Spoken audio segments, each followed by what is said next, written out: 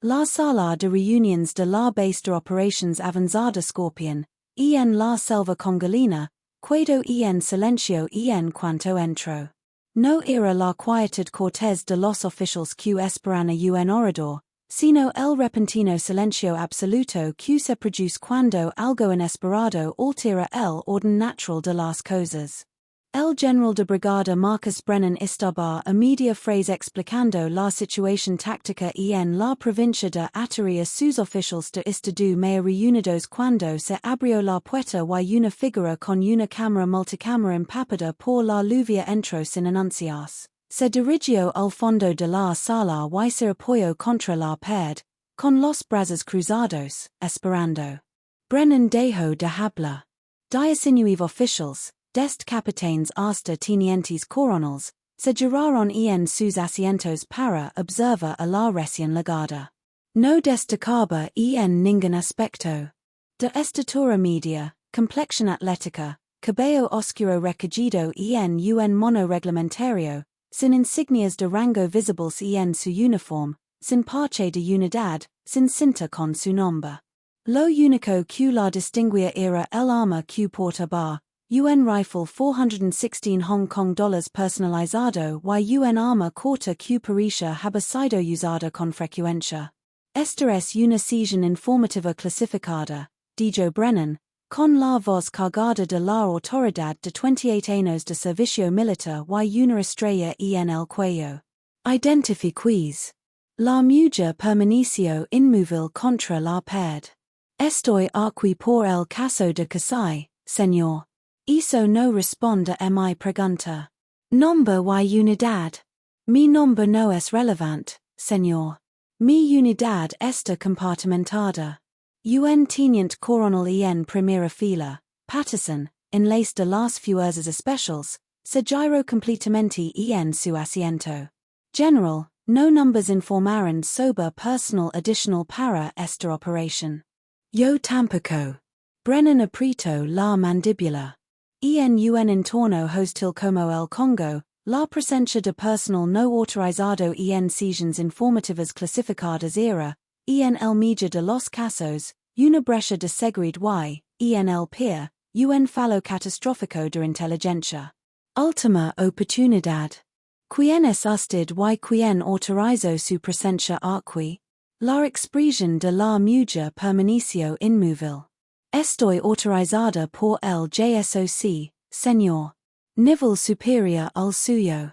Si necesita verificación, llame este número. Recito un número de teléfono de memoria. Pregunta por sentinel. Él lo confirmará. Brennan la miró fijamente un buen rato, sopesando sus opciones. Podría ser que la seguridad la expulsara, pero si deja la verdad sobre la autorización del JSOC, eso crearía problemas innecesarios. Podría verificar su historia, pero eso arruinaría la sesión informativa y lo haría parecer como si hubiera perdido el control de su propio mando. Tu indicativo, dijo finalmente. Era un compromiso. En la comunidad de operaciones especiales, los indicativos eran moneda corriente. Te dejan quien era alguien sin revelar detalles de seguridad operativa. Si es comandante del JSOC, tienes un indicativo. QS. La mujer guardó silencio durante exactamente 3 segundos. Luego pronunció una palabra, con voz tranquila y clara en la sala silenciosa. Fantasma. El efecto fue inmediato y dramático. El rostro del teniente coronel Patterson palideció. Un capitán de las fuerzas especiales llamado Chen se levantó de su silla. Un oficial de la CIA vestido de civil que estaba tomando notas dejó caer el bolígrafo. Y el general de brigada Brennan, un hombre que había comandado tropas en Irak y Siria y que jamás se sorprendía por nada, retrocedió involuntariamente un paso. Dios mío, susurró Patterson. El silencio en la sala era absoluto, cargado de algo que parecía electricidad. Todos los oficiales la miraban con expresiones que iban desde la sorpresa hasta la incredulidad, pasando por algo que parecía cosido. SRS, impiso chen, pero se detuvo como si no pudiera terminar la frase. SRS Fantasma, dijo otro oficial. SRS la Fantasma. Arya Morris, aunque nombre estaba tan enterrado en archivos clasificados que ni siquiera ella lo usaba, permaneció inmóvil contra la pared, observando como la sala procesaba lo que acababa de decirles. Y había perdido por esto antes, el momento en que su reputación la presidió en una habitación y lo cambió todo. Nunca se volvió menos incómodo. Señor, le dijo Patterson a Brennan con voz urgent y baja. Si realmente es fantasma, tenemos que verificarlo de inmediato. Pero si lo es, la necesitamos aquí. Brennan recuperó la compostura con visible esfuerzo. Alguien quiere decir por que esa señal de la armada hizo que todos los operadores en esta sala parecieran haber visto un fantasma? Porque, señor, dijo Chen lentamente, phantom no existe. Es una leyenda. Una historia que los operadores se cuentan. La operadora que completó siete missions imposibles en 3 años. La que eliminó objetivos indestructibles. El fantasma que entró en los complejos en plena noche y salió con los objetivos cumplidos, sin que nadie la viera entrar ni salir.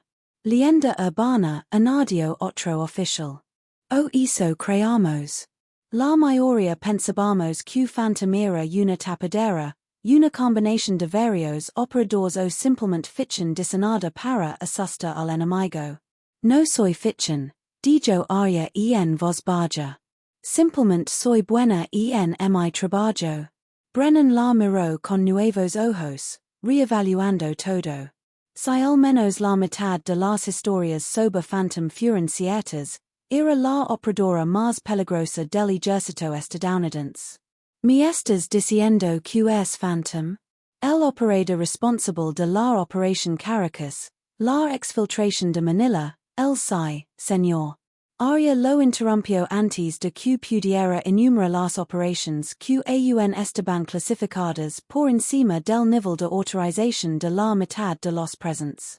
Todas esas, además de unas 20 más de las que nunca había oído hablar. El general sacó su teléfono y marcó el número que ella le había dado.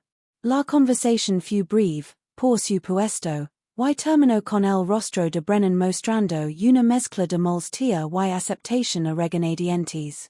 Al colgar, la miró de nuevo. Estás verificada. Bienvenido a la operación, Fantasma, dijo la señal de la armada con delicado respeto. Ahora, te importaría decirnos por qué Jock envió a su legendario operador Fantasma al Congo. Arya se apartó de la pared y se acercó al mapa táctico que se mostraba en la pantalla al frente de la sala. Todos los ojos seguían sus movimientos. Porque si, dijo, señalando un lugar específico en la densa selva de la provincia de Kasai. Tienen una situación que está a punto de empeorar y convertirse en una catástrofe, y soy la única que puede solucionarla antes de que eso suceda. Con esas palabras, tomó el control de la sesión informativa y la operación, y todos los oficiales en esa sala supieron que su misión había cambiado por completo. 48 horas antes, Arya había estado en una reunión completamente distinta, en una sala completamente distinta. El centro de mando de Jasor, a las afueras de Washington, D.C., no tenía ventanas. La temperatura estaba controlada a exactamente 20 degrees Celsius y bullía con la silenciosa eficiencia de las operaciones militares más clasificadas de Estados Unidos. Arya estaba sentada frente a una mesa de conferencias segura frente a un hombre conocido como Sentinel, un nombre en clave que había sobrevivido a 4 oficiales diferentes desempeñando el mismo puesto. Tenemos un problema, dijo Sentinel sin preámbulos. Era un ex miembro de las fuerzas especiales que ahora dirige la coordinación de operaciones del Comando Conjunto de Operaciones Especiales y no perdió el tiempo en cumplidos. Provincia de Kasai, República Democrática del Congo, un objetivo de alto valor que ha estado en nuestra lista durante 18 meses. Victor Okoro Arya conoce el nombre. Todos en la comunidad de operaciones especiales lo conocen. Victor Okoro era un señor de la guerra que había orquestado masacres que mataron a miles de civiles. También era el objetivo más escaradizo de África Central, experto en contrainteligencia, paranoico con su seguridad y lo suficientemente inteligente como para anticiparse cada operación enviada tras él. Lo hemos intentado dos veces, continuó Sentinel, mostrando imágenes satelitales en la pantalla. En el primer intento, no estaba donde inteligencia deja que estaría. En el segundo, sí estaba, pero también 50 de sus milicianos, y nuestro equipo tuvo que abortar. Las operaciones convencionales no funcionan. Es demasiado precavido. Entonces, quedaron a Phantom, dijo Arya. Queremos a Phantom. Infiltración en solitario, eliminación de objetivos, exfiltración antes de que nadie sepa que estuvieron allí. Es lo que se hace. Arya estudió las imágenes. El complejo de Okoro estaba en lo profundo de la selva congolina, rodeado de un terreno que hace casi imposible un asalto convencional. Pero podía ver races, accesos, vulnerabilidades que no serían visibles para la mayoría de los operadores. ¿Qué ha cambiado? Preguntó. ¿Por qué ahora? La expresión de Sentinel se endureció.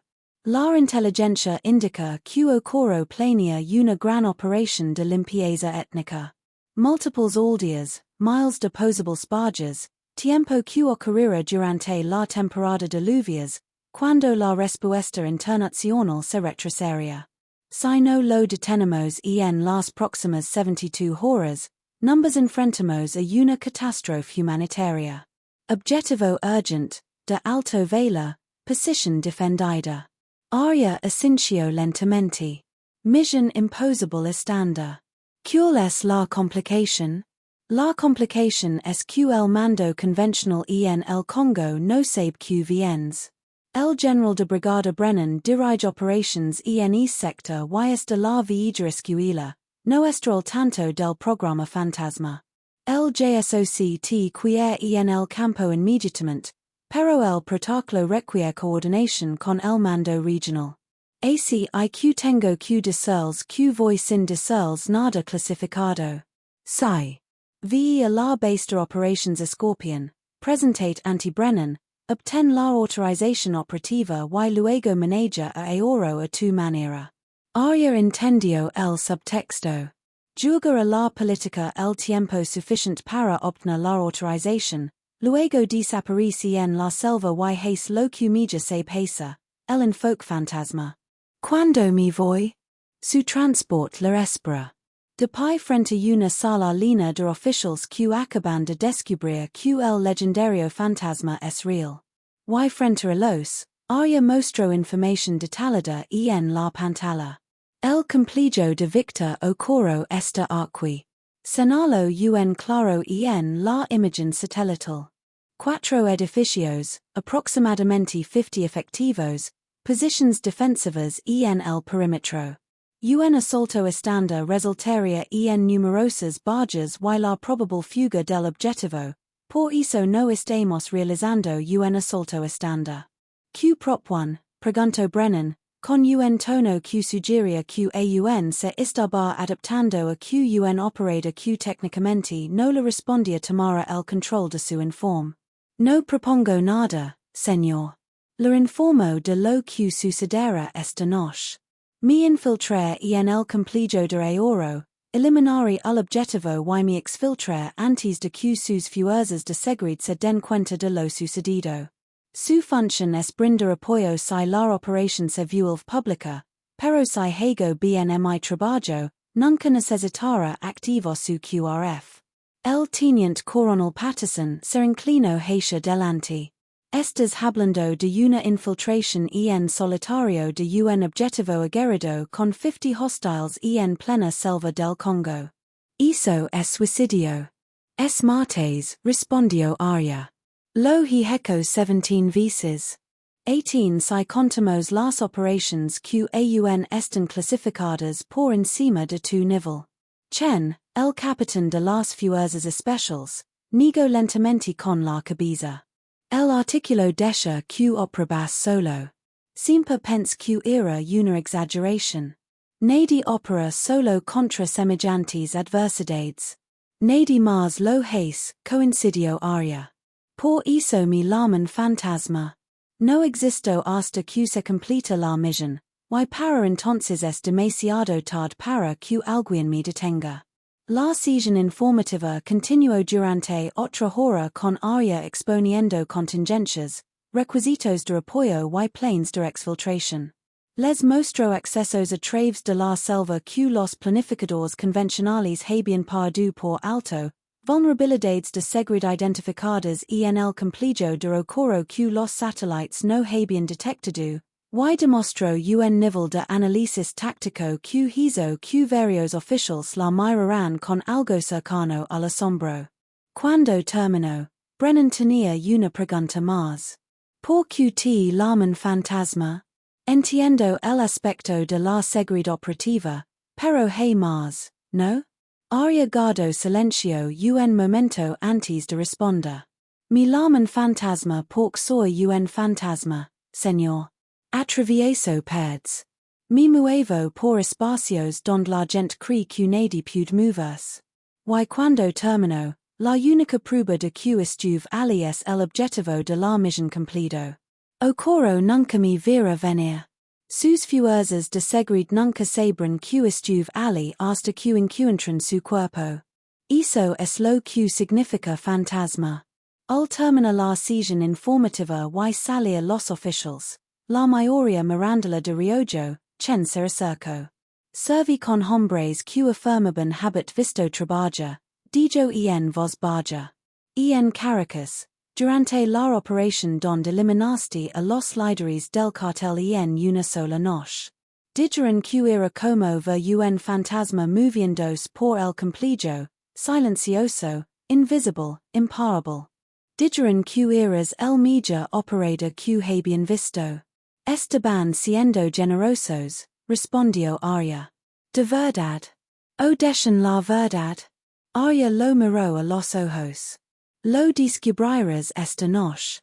Si soy tan buena como las historias, mañana despertarás con la noticia de que ocurrió ha muerto y nadie sabrá cómo sucedió. Si no, se encogió de hombros. Entonces la leyenda murió conmigo. Pero ella no tenía intención de morir. No esta noche. No con ocurro como objetivo. Era un fantasma, y un fantasma no fallo. La inserción ocurrió a las 2:00 en la parte más oscura de la noche, cuando los ritmos circadianos humanos estaban en su punto más bajo y los guardias estaban menos alerta. Arya se escapó rápidamente de un helicóptero furtivo a 20 kilómetros del complejo de ocurro. Lo suficientemente lejos como para que el sonido no llegara lo suficientemente cerca como para que pudiera alcanzar el objetivo antes del amanecer. El helicóptero desapareció en la oscuridad. Sus rotas, altamente modificados, apenas audibles incluso para los oídos entrenados de Arya. Entonces se encontró sola en la jungla congolina con nada más que sus armas, su entrenamiento y la certeza de que lo había hecho antes y lo volvería a hacer. La jungla era diferente a cualquier entorno en el que hubiera operado antes. Las montañas afganas habían sido secas y rocosas. La selva colombia había sido densa pero navegable. El Congo era algo completamente distinto. Un organismo vivo que respiraba y luchaba contra la presencia humana con una humedad que dificultaba la respiración. Insectos que pullulaban en las nubes y una vegetación tan espesa que movers tenem podia lever 5 minutos. Pero Arya se había entrenado para esto, había estudiado el terreno, comprendido los desafíos, adaptado su enfoque. Se movió por la jungla como si fuera parte de ella, encontrando senderos que usaban los animales locales, evitando áreas donde su paso digería señales obvias, permaneciendo en silencio a pesar del ruido constante del caballero de la jungla. Su 416 Hong Kong dollars estaba configurado para esta misión específica, con silenciador, canon corto para espacios reducidos, cargado con munición subsónica que haría aún menos ruido al dispararse. Su arma de mano era una Glock 19 personalizada, también con silenciador, miras nocturnas y un gatillo que se rompía exactamente 3-5 libras cada vez. Pero sus verdaderas armas eran su entrenamiento y su mente. Phantom no dependía de la potencia de fuego. Phantom dependía de ser invisible. La aproximación le llevó 4 horas de cuidadoso movimiento a través de la jungla. Evitó races obvias demasiado predecibles y posiblemente bajo observación. Evitó áreas donde el dosel era delgado. La vigilancia por satellite podría estar observando. En cambio, se movió a través de las partes más densas de la jungla donde incluso la imagen térmica tendría dificultades para distinguir su señal de caída del entorno. A través de su visión nocturna, el complejo se resolvió en claros detalles a medida que se acercaba desde el norte. 4 edificios dispuestos alrededor de un patio central con una cerca hecha de troncos y alambre rodeando el perímetro. Guardias en los tejados, patrullas a pie sobre el terreno, posiciones defensivas en puntos clave, algunas ocupadas, otras listas para recibir refuerzos en caso de alarma. Ocurrió contaba con buena seguridad, profesional, probablemente entrenada por antiguos contratistas militares. Pero la buena seguridad tenía patrons, y los patrons eran vulnerabilidades. Arya observó durante 50 minutos desde una posición a 200 metros fuera de la valla, cronometrando las rotaciones de los guardias, anotando cuánto tiempo permanecía descubierta cada posición durante los cambios de turno, identificando puntos ciegos y zonas muertas. Contó 16 guardias externos, lo que significaba que probablemente había otros 20 dentro de los edificios, además del propio ocoro y su personal de mando. Contra un asalto convencional, el complejo estaba bien protegido. Contra Phantom, estaba lleno de agujeros. Se movió a las 5:55, 30 minutos antes del amanecer, cuando los guardias que habían estado de servicio toda la noche estaban exhaustos y el turno de relevo aún no estaba completamente alerta. Luego desde el norte, la dirección que nadie esperaba por la jungla allí era impenetrable. Precisamente por eso la religió. El primer obstáculo fue la valla de 3-6 metros de altura, rematada con alambre de púas. Arya pasó por debajo, encontrando el punto donde la valla cruzaba un pequeño canal de drenaje y agrandando la abertura lo justo para deslizarse. Emergió dentro del perímetro del complejo, invisible en la oscuridad previa al amanecer, con movimientos controlados y deliberados.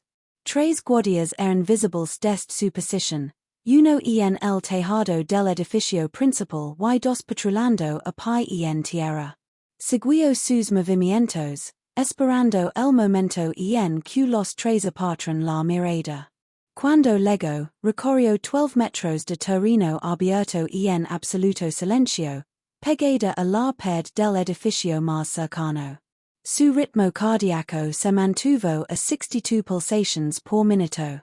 Sin picos de adrenalina, sin emoción, solo calma profesional, el estado mental que había cultivado durante miles de horas de entrenamiento y decenas de misiones exactamente como esta. La puerta del edificio estaba cerrada. Arya la abrió en 30 segundos. Podría haberlo hecho más rápido, pero la velocidad criaba ruido, y el ruido era el enemigo. La cerradura se abrió con un clic y entró sigilosamente, cerrando la puerta tras ella con el cuidado de quien desactiva una bomba. El interior estaba oscuro y olía humo de leña y suda. Se encontraba en un pasillo con cuatro puertas visibles. Inteligencia deja que ocurrió dormir en el edificio principal, la estructura más grande del lado este del complejo, pero primero necesitaba despejar este edificio, elimina amenazas y crear sistemáticamente una ruta de escape. La primera habitación albergaba a 3 milicianos dormidos. Arya pasó de largo. No representaban amenazas estando inconscientes. La segunda habitación era un pequeño escondite de armas. Memorizó su ubicación para un posible uso posterior. La tercera habitación estaba vacía. La cuarta albergaba equipos de radio, actualmente sin personal. Se dirigió al edificio principal, usando de nuevo la sombra y la sincronización para cruzar el espacio abierto entre las estructuras. Este edificio era más grande y estaba más vigilado. Vio a 6 combates en lo que parecía una zona común en la planta baja hablando en voz baja, tomando te. Estaban despiertos, alerta, armados, eran amenazas directas. Pero Phantom no respondía a las amenazas innecesariamente. Phantom las evitaba. Arya encontró una ventana en la parte trasera del edificio, parcialmente abierta para ventilar el calor de la jungla. La atravesó con la fluida eficiencia de quien se ha infiltrado en cientos de estructuras. Su cuerpo sabía exactamente cómo moverse por espacios reducidos sin hacer ruido. Dentro, se orientó rápidamente. Edificio principal, segundo piso, habitación oeste. Ali, según inteligencia, dormir ocurrió, rodeado de sus guardaespaldas de media confianza. Se dirigió a las escaleras y se detuvo. Voces que bajaban. 3 hombres hablando lingala, riéndose de algo. Arya se apretujó contra una puerta empedrada, controlando la respiración, integrándose en la arquitectura. Los 3 hombres pararon a menos de medio metro de ella, tan cerca que pudo ver las armas que levaban al hombro. Nunca la miraron. Para ellos, ella no existía. Cuando se fueron, subió las escaleras como humo. Sus botas buscaban los rincones tranquilos de cada escalón. Su peso se distribuía para minimizar los crujidos. En la cima, encontró un pasillo con 5 puertas y 2 guardias sentados en una pequeña mesa jugando a las cartas. Los guardias eran un problema. Tenían línea de visión directa a todas las puertas, incluyendo la que Arya necesitaba para acceder. Acercarse a la habitación de Okoro significaba pasar a menos de 3 metros de los. La mayoría de los operadores habrían intentado eliminarlos sigilosamente. Trabajó con cuchillos, disparos con silenciador en la cabeza. Pero hizo arriesgaba el ruido, arriesgaba que uno de los gritara o disparara antes de morir. Phantom tenía un enfoque diferente. Arya sacó un pequeño dispositivo del bolsillo de su chaleco, un emulador de sonido programado con el ruido de cristales rotos. Lo activó con un retraso de 10 segundos, luego lo hizo rodar con cuidado por el pasillo lejos de los guardias, dejándolo posarse en las sombras al fondo. Luego esperó, pegada a la pared, invisible. 10 segundos después, el dispositivo emitió un crujido agudo, la imitación perfecta de una ventana rompiéndose. Ambos guardias se levantaron de un salto, tomaron sus armas y se dirigieron hacia el sonido para investigar. En cuanto se dieron la vuelta, Arya avanzó 5 pasos por el pasillo, cruzando la puerta de la habitación de Okoro y cerrándola silenciosamente tras ella antes de que los guardias pudieran darse la vuelta. Dentro, Encontro exactamente lo que inteligencia había predicho. Victor Okoro durmiendo en una cama grande y dos guardaespaldas sentados en sillas flanqueando la puerta, ambos armados con AK-47. Ambos guardaespaldas miraban hacia la puerta, atentos a cualquier amenaza que viniera de allí. Ninguno miraba hacia la ventana. Arya había entrado por la ventana. Se movía con precisión quirúrgica. Dos disparos con silenciador se dispararon con medio segundo de diferencia. Ambos guardaespaldas cayeron al suelo antes de que ninguno pudiera reaccionar. Las balas con silenciador hicieron menos ruido que una tos. Okoro abrió los ojos al ver el sonido, pero estaba aturdido, confundido, intentando comprender que acababa de suceder. Vio a su guardaespaldas desplomado en sus sillas. Vio una figura de pie a los pies de su cama, con el arma en alto. Intentó hablar para pedir ayuda, pero el tercer disparo de Arya se silenció de forma imprecidora. Un disparo limpio en la frente. Objetivo eliminado. Objetivo de la misión cumplido. Ahora venía lo difícil. Salir antes de que alguien descubriera el cuerpo. Arya regresó a la ventana por la que había entrado. Los guardias de Refura regresaban de investigar el falso sonido del cristal rompiéndose, con aspecto confundido y irritado. Esperó a que se acomodaran de nuevo en su mesa de juego, luego se deslizó por la ventana y se dejó caer al suelo. El complejo empezaba a despertar. Podía ver más actividad, guardias cambiando de turno, gente moviéndose entre edificios, el comienzo de las rutinas matutinas. Tenía minutos, quizás menos, antes de que alguien revisara a Okoro y lo encontrara muerto. Se dirigió hacia la vala, usando una ruta diferente a la de entrada, manteniéndose en las sombras, sincronizando sus movimientos con las patrullas de los guardias. Estaba casi en el canal de dice cuando un grito estalló desde el edificio principal. Alguien había encontrado los cuerpos. El complejo estalló en caos. Los guardias corrieron a posiciones defensivas. Estalló el fuego de las armas mientras los milicianos, aterrorizados, disparaban contra las sombras. Los comandantes gritaban órdenes contradictorias, intentando establecer la seguridad y encontrar al infiltrado. Arya y había atravesado la vala, se había fundido con la jungla y se había vuelto invisible. Tras ella, el complejo de Victor Okoro se sumía en el caos mientras 50 combatientes intentaban comprender cómo habían asesinado a su líder en su cama con guardaespaldas a 3 metros de distancia, sin que nadie oyera un disparo ni viera a un intruso. Buscarían durante horas. No encontrarían nada porque Phantom no dejó pruebas.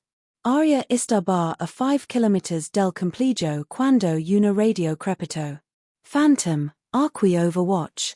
Mostramos un aumento de actividad en la ubicación del objetivo. ¿Cuál es tu estado? Misión completada, respondió Arya con calma. Objetivo eliminado. Exfiltrando para recoger Point Charlie. Hubo una pausa. Confirmado. Completaste la misión. Okoro ha caído. Confirmado. Muerte limpia. Dos guardaespaldas neutralizados. Ruido mínimo.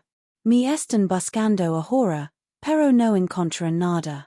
Qxfil est listo en el punto de recogida Charlie en 60 minutos. Entendido, Phantom. Exfil estará listo. Y excelente trabajo. Arya no respondió al cumplido. Ella simplemente siguió moviéndose a través de la selva mientras el amanecer amanecía sobre el Congo. Otra misión imposible completada. Otro objetivo eliminado. Otra razón por la que su leyenda crece con cada operación. Para cuando el sol estaba completamente alto, estaba a 20 kilómetros del complejo de Okoro. El helicóptero la encontró exactamente donde y cuando dijo que estaría, la extrajo sin incidents y la levo de regreso a la FOB Scorpion.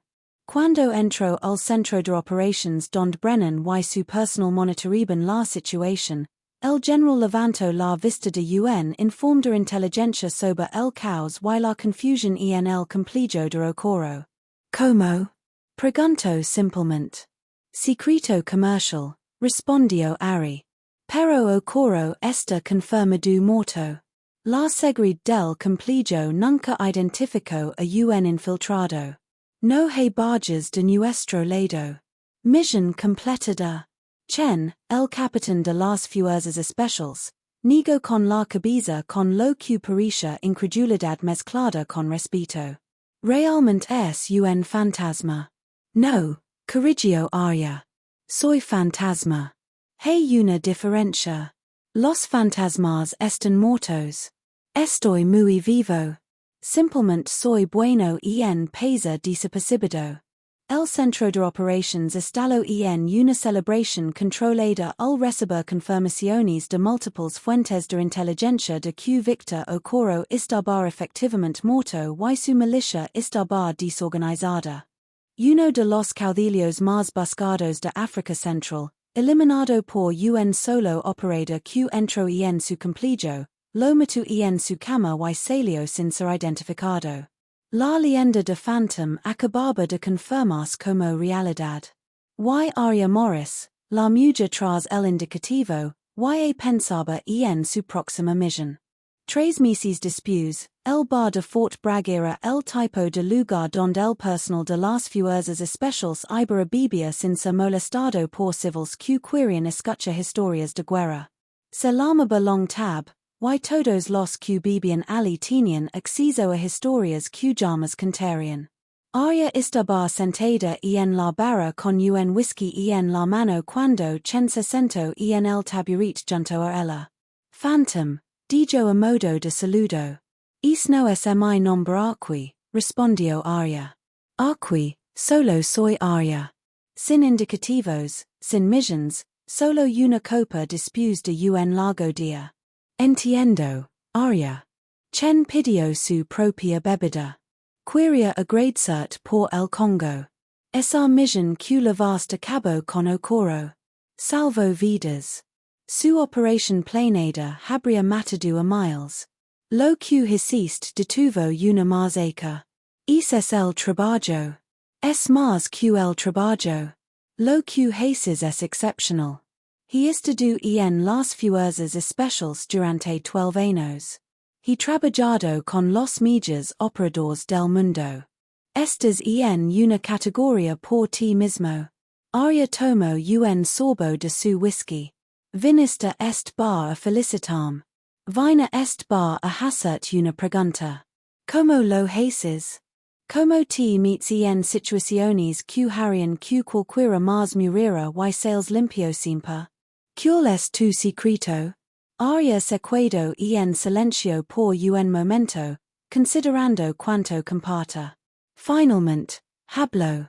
No hay ningún secreto. Es entrenamiento, experiencia y entender que cada misión tiene una solución si es lo suficientemente paciente para encontrarla. La mayoría de los operadores confían en la potencia de fuego y la velocidad.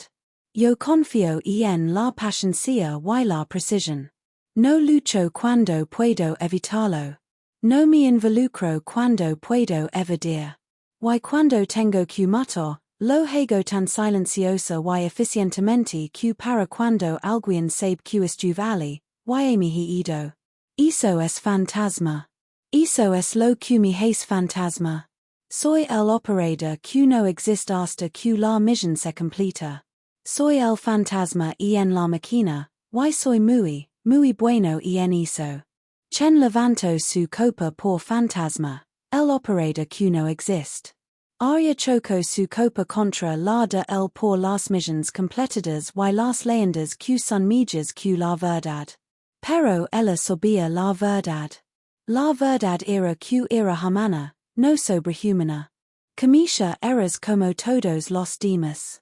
Tenía misiones que salían mal, objetivos que escapaban, operations que requieren adaptación cuando los planes se desmoronaban.